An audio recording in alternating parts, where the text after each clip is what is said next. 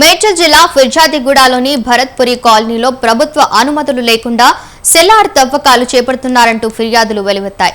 ప్రభుత్వ అనుమతులు లేకుండా ఓ కమర్షియల్ కాంప్లెక్స్ కోసం సెల్లార్ తవ్వకాలు చేపట్టారని, దీంతో పక్కనే ఉన్న 7 హిల్స్ అపార్ట్మెంట్స్ ప్రహరీ గోడ కూలిందని అపార్ట్మెంట్ వాసులు మున్సిపల్ అధికారులకు ఫిర్యాదు చేశారు. ఫిర్జాదిగూడ మున్సిపల్ కార్పొరేషన్ అధికారులు అక్రమ వసూళ్లకు పాల్పడుతున్నారు తప్ప ప్రజల బాగోగులు పట్టించుకోవడం లేదని అపార్ట్మెంట్ వాసులు ఆరోపిస్తున్నారు.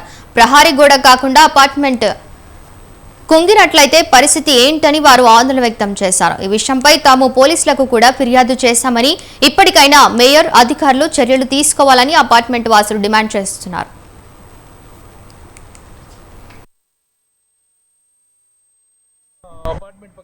దీని మీద కంప్లైంట్ ఇచ్చినా ఎలాంటి చర్య తీసుకోవడం లేదు. మున్సిపల్లో కానీ పిఎస్ కూడా ఇచ్చాము.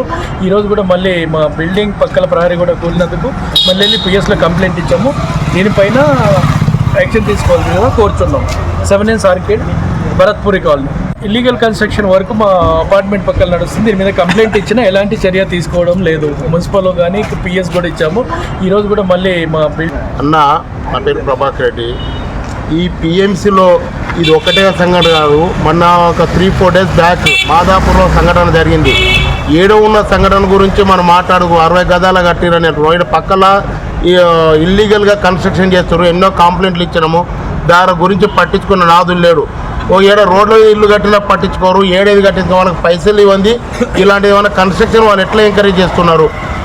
ఇలాంటి దానికి ఎవరు బాధ్యుడు? ఇప్పుడు గోడ కూలిది, దాని కింద ఎవరు లేరు, రోడ్డు సరిపోయింది. ఎవరు ఉంటే దానికి ఎవరు పట్టించుకున్న నాదులు లేడా? పిఎంసీలో అధికారులు ఉన్నారు. ఈ మేయర్ వచ్చినా కూడా ఏం పట్టించుకోవట్లేదు. ఈ కమిషనర్ ఎన్నిసార్లు ఫోన్ చేసినా పట్టించుకోవడం లేదు. ఇల్లీగల్ కన్స్ట్రక్షన్ నడుస్తుందంటే పోయి చూసుకున్న నాదులు లేడు. టీపీఓ ఉందంటే ఆమె దేనికోసం ఉందో తెలియదు. ఓన్లీ వస్తువుల కోసమే టీపీఓ ఉంది. నిన్న మనం మేము వేరే ఒక చిన్న 40 గదాల దానికోసం పని అయితే 40-50 వేలు డిమాండ్ చేసింది. ఇవాళ కూలిపోతుందంటే దానికి ఎంత డిమాండ్ చేసి ఆమె పర్మిషన్ ఇచ్చింటే దానికి అలాంటి దానికి ఎందుకు ఎంకరేజ్ చేస్తున్నారు వీళ్ళు?